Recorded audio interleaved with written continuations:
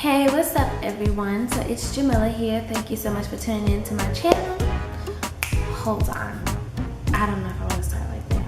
Pause.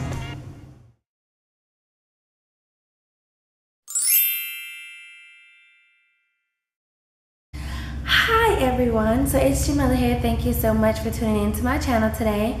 It is Guillain-Barre Syndrome Awareness Month this May, and being that I experienced Guillain-Barre Syndrome in 2014 and I am a survivor, thank God, that I figured I would do 25 facts about my experience with Guillain-Barre Syndrome. Now, I have them in this book here, but hopefully I can read my own handwriting, so let's get started. Guillain-Barre Syndrome is an autoimmune disease. It is an autoimmune disease where the immune system attacks the peripheral nervous system. 3. It eats away at the myelin sheath around the axons of the nerves. So to break that down, basically, that's what causes the paralysis. 4. I was diagnosed with Guillain-Barre Syndrome at the age of 19, and then I turned 20. 5.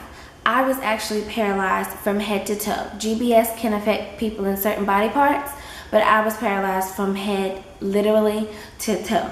Literally. 6. I could not chew my food. Like, I lost so much weight because I could not chew my food. I literally had to learn how to walk again. When I had Guillain-Barre Syndrome, I fluctuated between the weights of 98 to 100 pounds. I had to go to about 5 different doctors before someone could help me and was able to diagnose me. That's how rare it is, okay? That's how rare it is. 10. I experienced my first symptoms, which were numbing and tingling in my hands and feet when I was on a Christian retreat at a lake.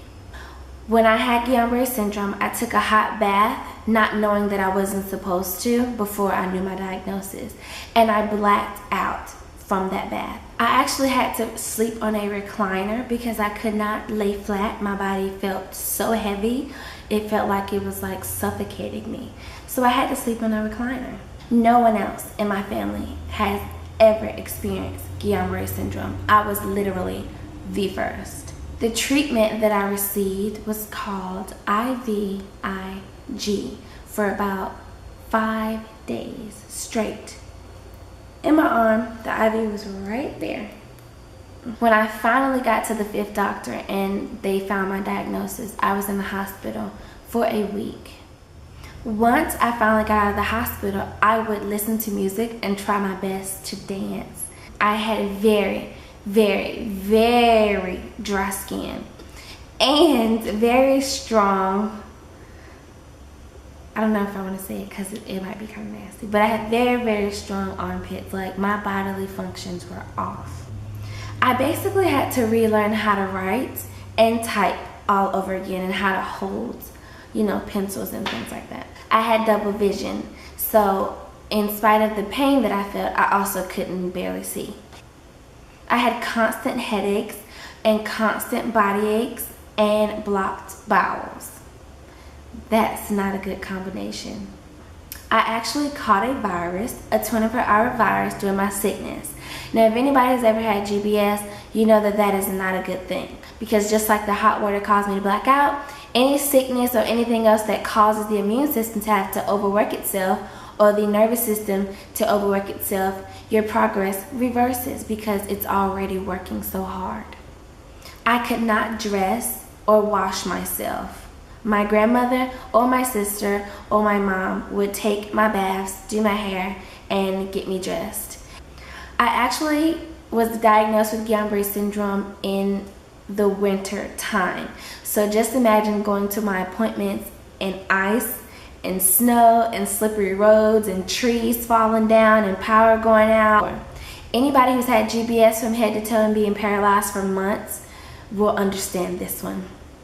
The first stretch after you get better, oh my gosh, the first stretch that I had after not being able to stretch for months, I woke up one morning and it was just like, you know, I woke up and my body was like, and I'm like, oh my God, I just stretched. Like, I kid you not, it was the best feeling in the world to be able to stretch again. Like, the first stretch was awesome. In order for them to diagnose me with Guillain-Barre syndrome, they stuck needles in my muscles with little mics on the end to listen to my muscles. Like, they did electricity shocks to see how my body would react to it. Like, I've never been stuck by so many needles. I had Guillain-Barre syndrome for about half of a year. So it did take me a while to get over it. It was a slow process, but it was so well worth it. I actually withdrew from college. When I was in college is when I experienced Guillain-Barre syndrome. I withdrew from college on medical leave and in the process of getting that degree, and I plan on getting it. I'm so excited about it. But anyway, happy Guillain-Barre syndrome awareness. Anyway. Happy Guillain-Barre Syndrome Awareness Month. Anybody out there experiencing it, there's hope. Keep faith in Christ. Anyone who doesn't know what it is, do your research. Hopefully this video helped you a little bit. And yeah, I thank you so much for watching. See you on my next video, guys. Bye.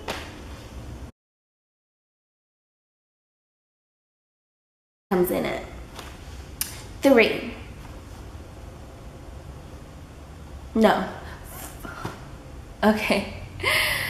Let's stop this and start over because this is a disaster. Okay, I'm gonna start over.